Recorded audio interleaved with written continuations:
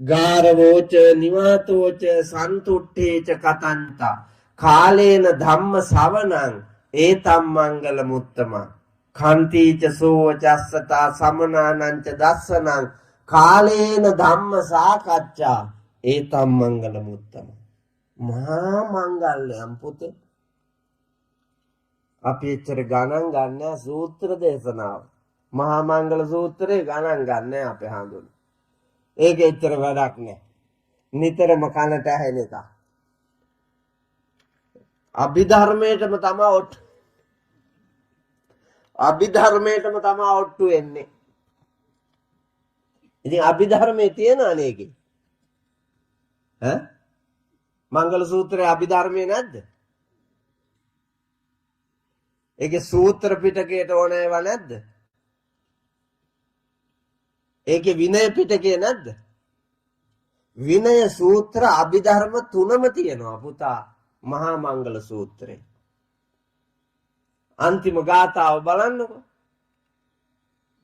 පුට්ටස්ස ලෝක ධම්මේහි චිත්තං යස්සන කම්පති අශෝකං විරජං කේමං ඒතම් මංගල මුත්තම නිවන් දකින්න ඕන මදයි ඉගෙන ගන්නවන නිවැරදි මිනිහෙක් වෙන්න හොඳටම ඇති ඉගෙන ගන්නවන මේ සියලු කම්පනයන් තියෙන්නේ ඒක ඉගෙනගෙන නැති හින්දා මේ සියලු පසුතැවිලි දුක් වේදනා ඉගෙනගෙන නැති හින්දා අවබෝධයට අරගෙන නැති හින්දා හැබැයි අපි දිරණකන් දුවලා මේ ලෝකේ දිරුවයින් පස්සේ එනවා දැන් මේ ආරණ්‍යයට පොය දවසට සිල් ගන්න එන අය බැලුවොත් අද එකනේ හෙට දෙකනේ හෙට මේ පළාතේ දිරච්චම ටික හඳුන්වන්නේ දිරච්චම ටික එන්නේ අවුරුදු 15 16 17 18 19 20 21 22 23 24 25 එනවා එන්නේ අඩු නෙමෙයි එන්නේ දැන් මේ ඉන්න නාකි ටිකෙන් අහුවොත් එහෙම 15 දී සිල් ගත්තා සිල් අල්ලන්න කඹ දාලා තිබ්බේ යන වේගෙ දුවපු වේගෙ ඒ තරම් වාවන්න බැරුව හිටිය අම්මලාට අප්පච්චිලාට අවුරුදු 25 විතර වෙනකොට සිල් ගන්න එන්නමයි තිබ්බේ ආවනම් කඩනවලු 4 හන්දි ඔව් ඌ හේනට යනවා ඌ කුඹුරට යනවා ඌ දඩේම යනවා ඌ নানা ප්‍රකාර ඒවා කරනවා ජීවත් වෙන්න ඒ අතර මෙවුන් දසිල් ගන්නාම නම් 25 දී හීන් එකව තියලා ඒ දවස්වල හීන් එක නෙමෙයි හීන් පේලියයි දැන් අපේ ගෙදර 10යි මම 5 අම්මට තිබ්බා සිල් ගන්න යන්න විවේකේ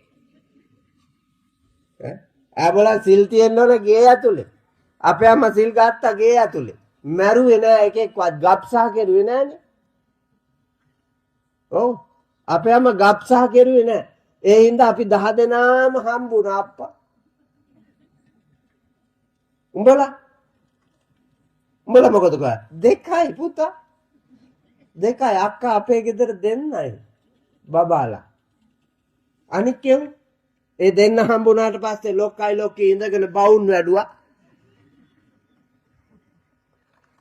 නෑ වල් ගතියට මිනි මැරුවා බලන්න වල් ගතියට මිනි මැරුවා ගුලි ගිලලා පෙටි ගිලලා දියර ගිලලා කූරු ගහලා අරකම් මරලා දැන් ඇවිල්ලා නිවන් යන්න හදන තොපි අපායෙමයි උපදින්නේ අප්පා නිරේ උපදින්නේ අය බොරු ඕනේ මේක සත්‍යමයි ලෝතුරා බුදුරජාණන් වහන්සේ පෙන්වා වදාළ නිත්‍ය සත්‍ය මම ඒක විග්‍රහ කරන්නමයි මාතෘකාවක් කියලා තියෙන්නේ අප්පා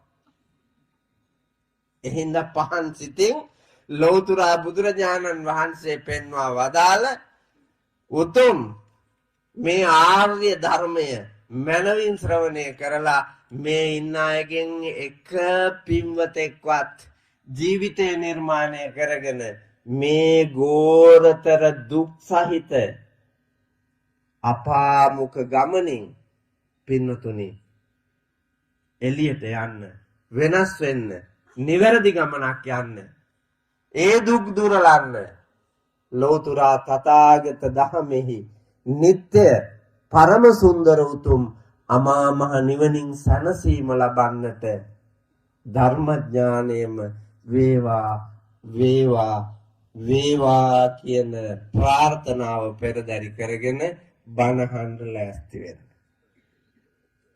අපවත් වී වදාළ ආරණ්‍ය සේනාසනාධිපති නායක හාමුදුරුවන් වහන්සේ අපවත් වී වසර 13ක් පමණ 13ක් පමණ වන මේ දිනය සිහිපත් කොට උන්වහන්සේට පුණ්‍යානුමෝදනා කරන වෙලාවේ පින්කමේ ප්‍රථම ධර්ම දේශනාවයි මට පවත්වන්නට තියෙන්නේ. මම මාතෘකා කළේ බෞද්ධයාගේ අත්පොතේ සඳහන් ගාථාවක්. අත්පොත ගැන මං කිව්වනේ. ඔව්. ඒක ධම්මපදේ. මං උපුටාගත්ත ගාථා රත්නය අත්තානංචේ පියංජඤ්ඤ රක්ඛේයනං සුරක්ඛිතං තිඤ්ඤ මඤ්ඤ තරඤ්ඤාමං පටිජග්ගේය පණ්ඩිතෝ. හරි සහල්ලුවෙන් කියනකොටම තේරෙනවා මේ ගාථා රත්නය. අත්තානංචේ පියංජඤ්ඤ තමන්ගේ ජීවිතය ඊ타ත්ම වටිනා උතුම් පුණ්‍යවන්ත ජීවිතයක් කියලා තමන්ම දකින්න ඕන. තමන්ම දැකලා රක්ඛේයනං සුරක්ඛිතං ඊ타ත්ම සුපරික්ෂාකාරීව උපායශීලීව ආරක්ෂා කරන්න ඕන. කෙලස් බර ලෝකයට නොඇති, පෞකාර ලෝකයට නොඇති, සසරේ අතරමං වෙන්න නොදී ආරක්ෂා කරන්න ඕන. සසර පිනට අපිට ලැබුණු මේ වටිනා උතුම් මිනිස් ජීවිතය. තිඤ්ඤ මඤ්ඤ තරඤ්ඤාමං යාම තුනෙහිදීම බැරි වුණොත් දෙකකදීවත් ඒත් බැරි වුණොත් එකකදීවත් රැකීමෙන් සුගතියට ප්‍රවේශයක් ගන්න ආර්ය ධර්මයේහිම පිහිටා ශ්‍රේෂ්ඨ මිනිසකු වෙන්න ඕන. එම විය හැකි. මොනවාද යාම තුන?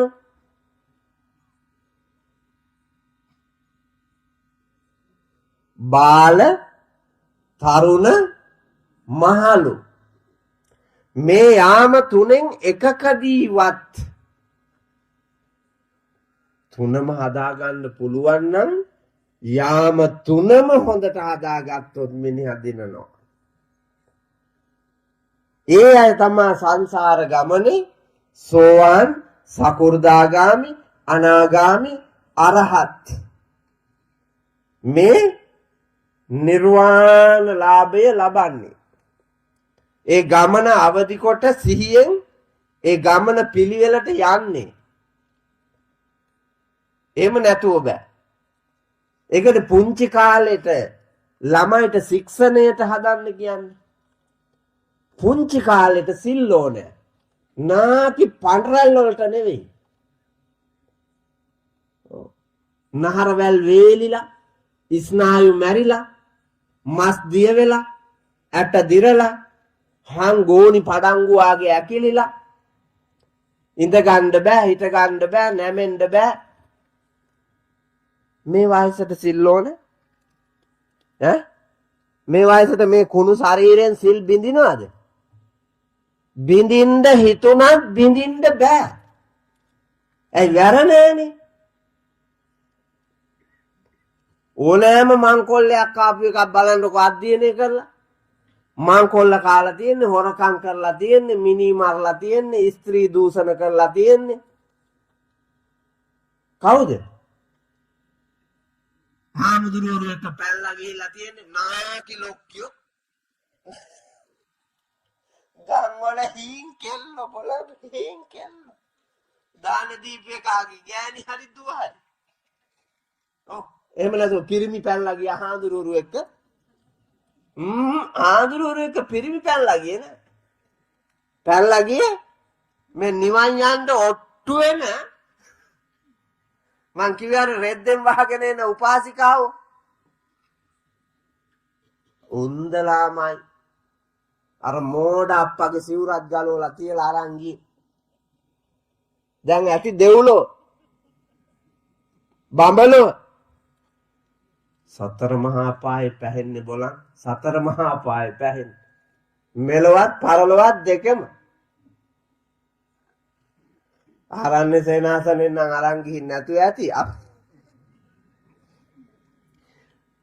ඔව් අපේ ගම්වල හරියට ගෙනියනවා අප්පා. හරියට ගෙනියනවා. දානේ රහයිනේ. දානේ රහයි. ඇවිල්ලා බෙදලා අහනවා ළඟ ඉඳගෙන. කොහමද? හදිසියෙන් කලබලෙන් වගේ හැදුවේ ස්වාමින් වහන්සේ හොද්ද රහයිද?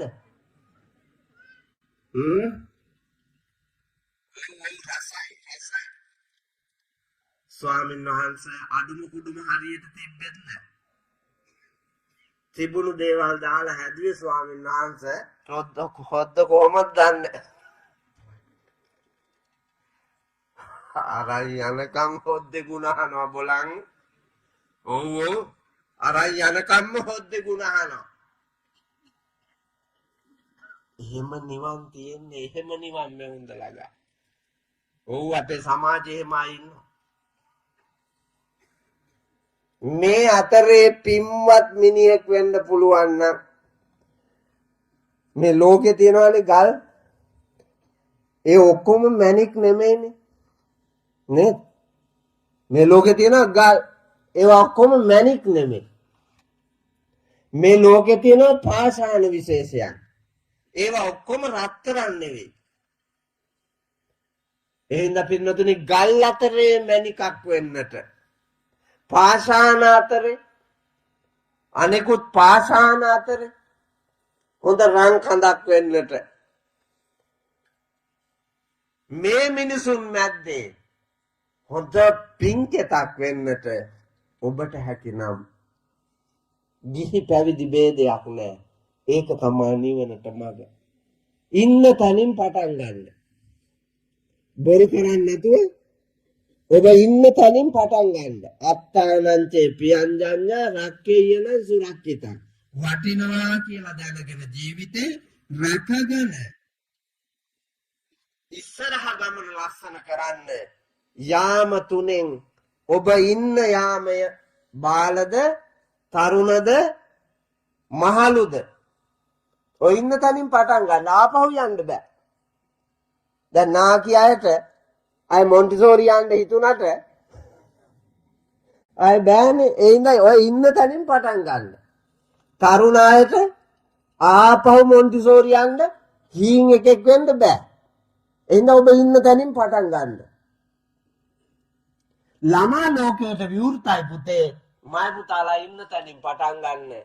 ඔය ගැම්ම පටන් ගැනීම ආරම්භය ලස්සන එකක් වුණොත්, පින්වන්ත එකක් වුණොත්, තරුණ, මැදියම්, මහලු සියලු අවදි නිර්මාණශීලීව පින්වන්ත සත්පුරුෂයෙකු ලෙස ජීවත් කරවමින් දෙවියෝ වන්දනා කරන තැනට, ලෝකයා වන්දනා කරන තැනට ඔබට එන්න පුළුවන්. මාතා පෙත්ති පරංජන්තු කුලේ ජෙට්ටා පචායිනං සංඝං සකිල සම්භාසං පේසුනේ අපහායිනං මච්චේර විනයේ යුත්තං සච්ඡං කෝදා විභුන්නරං තං වී දේවා තාවතින්සා ආවු සත්පුරුෂෝයි දාති. සක්‍ර දේවේන්ද්‍රයා පසඟ තියලා වැන්දාලු. කොහටද? මනුලොවට. දැක්කලු මාතලි දිව්‍ය පුත්‍රයා මේ දර්ශනේ. සක්‍ර දේවේන්ද්‍රයා පසඟ තියලා වඳිනවා. විස්මයෙන් බලාගෙන හිටියාලු මාතලි දිව්‍ය පුත්‍රයා. ඇයි විස්මයක් එන්න ඇත්තේ? ඇයි? සදිව්‍ය ලෝකයටම අධිපතියා කාටද වඳින්නේ කියලා.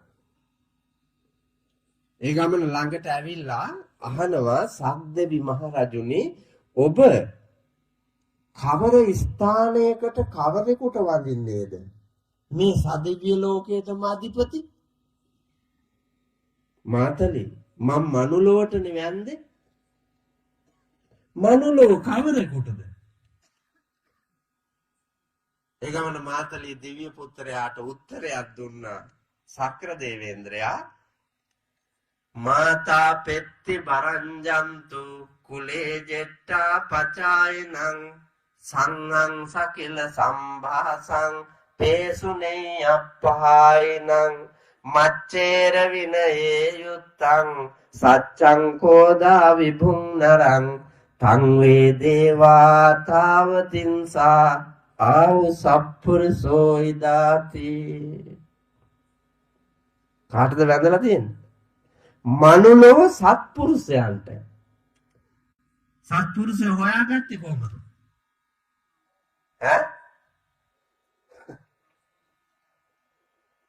හොයාගත්තේ අර මැනීම් වලින්. මැනීම් ටික තමයි අර තියෙන්නේ මුල කියලා. මාතා පෙත්ති බරංජන්තු කුලේ ජෙට්ටා පචායින සංඝං සකිල සම්භාසං සකසා ඊතාමත්ම සත්‍ය වූ වචනම කතා කරන. සත්‍ය වූ වචන සකසා කතා කිරීම.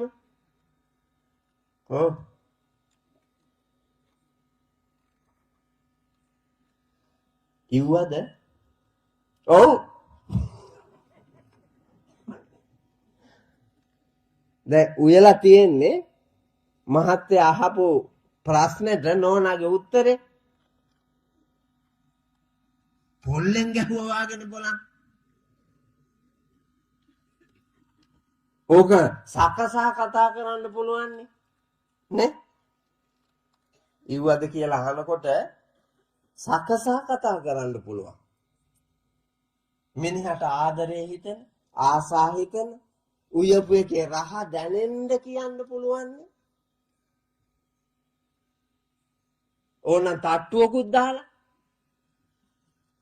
සුදු ගෙනාපුවා ඔක්කොම ඉව්වම කියලා.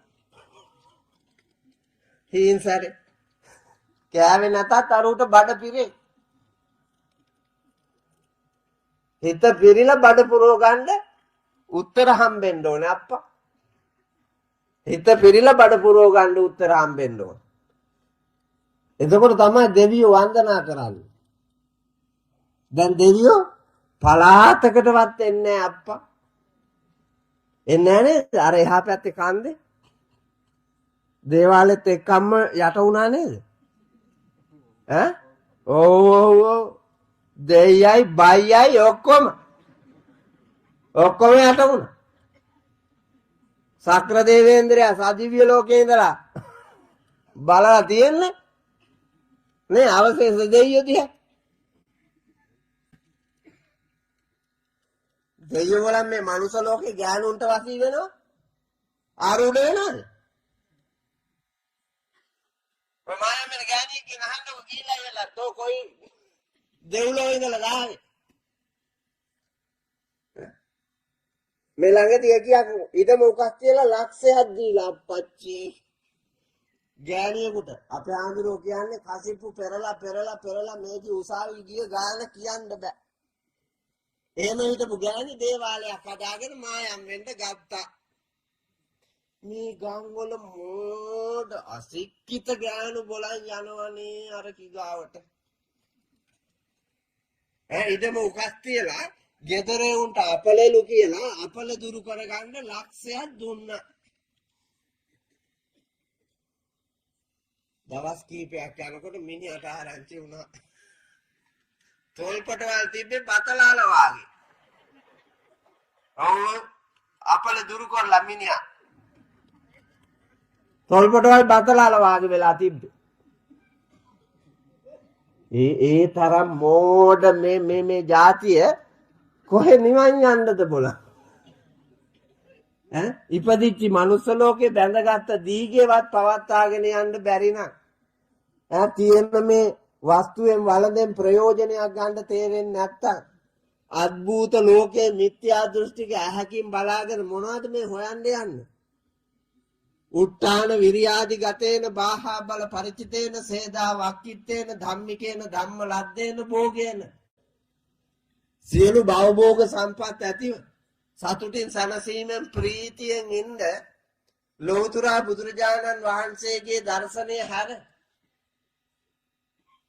අය වෙන මොනවත් තියෙනවද?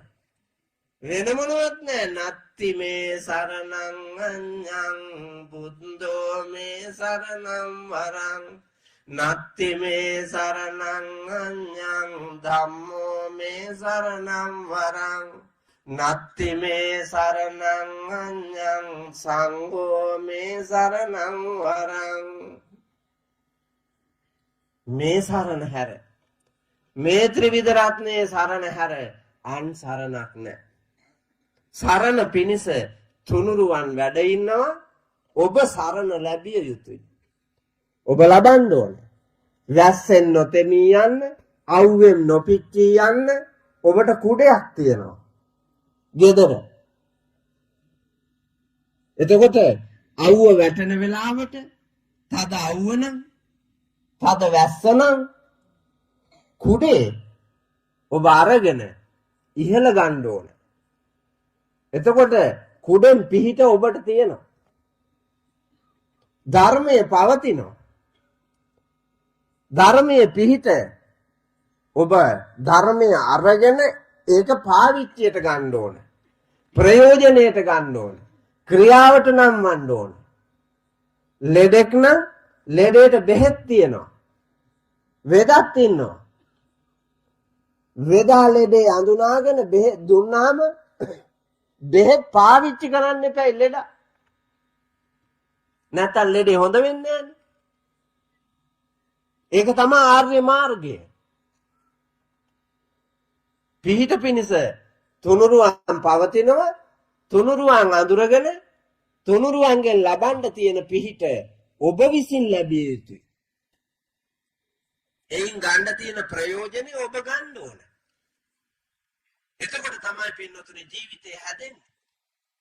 එයින්දා බාල තරුණ මහලු කියන යාම තුනෙන් කෝකෙදීවත් දැන් ඔබ ජීවිතේ ගෙවන්නේ කොතනද? එතනින් පටන් අරගෙන වැරදුණු තැන අවබෝධ කරගෙන නිවැරදි ගමනක් යන්න වෙහෙසෙන්න. අලුත් ගමනක් යන්න වෙහෙසෙන්න. පෞකාර ගමන අතහැරලා පුණ්‍යවන්ත ගමනකට, අධාර්මික ගමන අතහැරලා ධාර්මික ගමනකට, මිත්‍යා දෘෂ්ටික ගමන අතහැරලා සම්මාදිට්ඨියෙන් ගමන් කරන්න වීර්ය වඩන්න. එතකොට ලස්සන ජීවිතයක් හම්බ වෙනවා.